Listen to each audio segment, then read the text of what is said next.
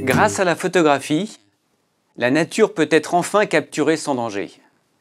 Sans doute fascinés par ce nouvel instrument, les physiologistes du mouvement prennent désormais le temps de contempler la nature sous une forme inédite. Curieux, ils accumulent les images sans nécessairement formaliser leurs observations par des chiffres.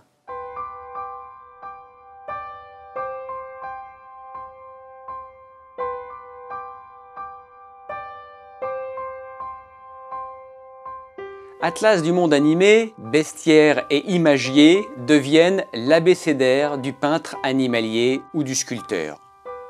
Les artistes sont désormais indépendants du modèle, contraints de tenir la pose dans l'atelier et qu'il faut rémunérer. En novembre 1881, le peintre Gustave Moreau reçut l'invitation suivante. Mon cher ami, Monsieur Muybridge d'Amérique, m'a fait voir une série de projections photographiques mettant en mouvement des hommes et des animaux. Cela m'a paru d'un si haut intérêt que j'ai pensé qu'il en serait de même pour vous.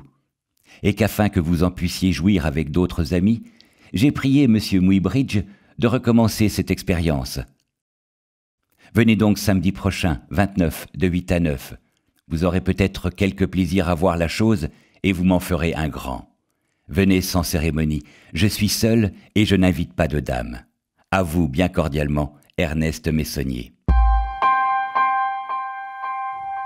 La marche, telle que nous la représentions avant le témoignage photographique, est à l'image de celle que nous en donnent les frères Weber vers 1850. Elle est bien différente de celle du marcheur photographié par Muybridge vers 1880. Flexion des genoux trop importante, buste excessivement incliné vers l'avant. La chronophotographie fait maintenant jaillir la vérité biomécanique, les lumières de la raison et de l'intelligible, au détriment de l'obscurité des sensations.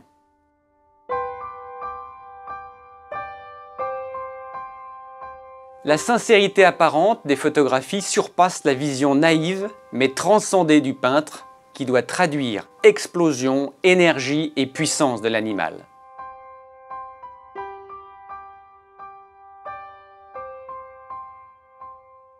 Cette figuration rompt avec la peinture des sentiments. Grâce au galop de Muybridge, la peinture se naturalise et fait passer du ressenti au visuel, du singulier au prototype universel. Les travaux de Marey et Muybridge influencent certains artistes comme Ernest Meissonnier. Il modifiera certaines de ses œuvres afin de tenir compte de ses avancées scientifiques. En montrant la réalité mécanique, la chronophotographie renseigne le peintre au risque de désubjectiver l'œuvre et d'en faire une nature morte froidement fidèle au modèle.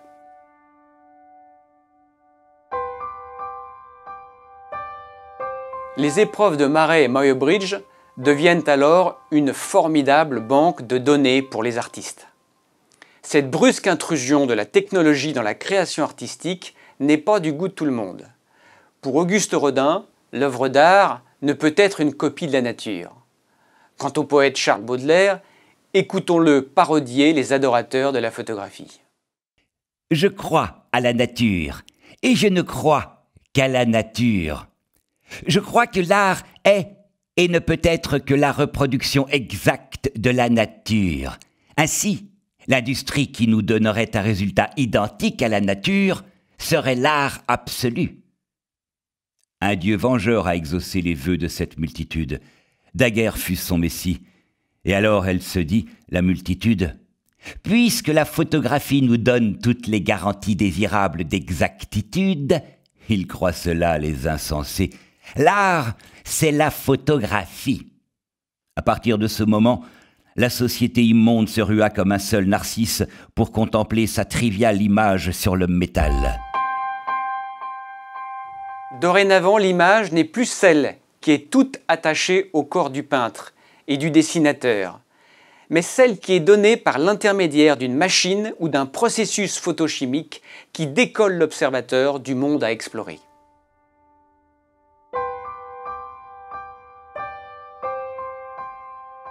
Mais la science serait-elle de l'art?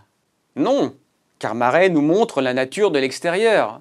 Sa pensée est vouée à l'objet, alors que celle de l'artiste nous montre le monde de l'intérieur, ce qui est en lui.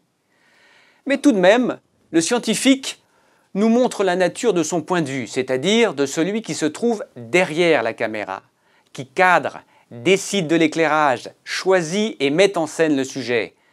Autant d'intentions qui ne sont pas sans a priori, et qui parfois suscitent l'émotion.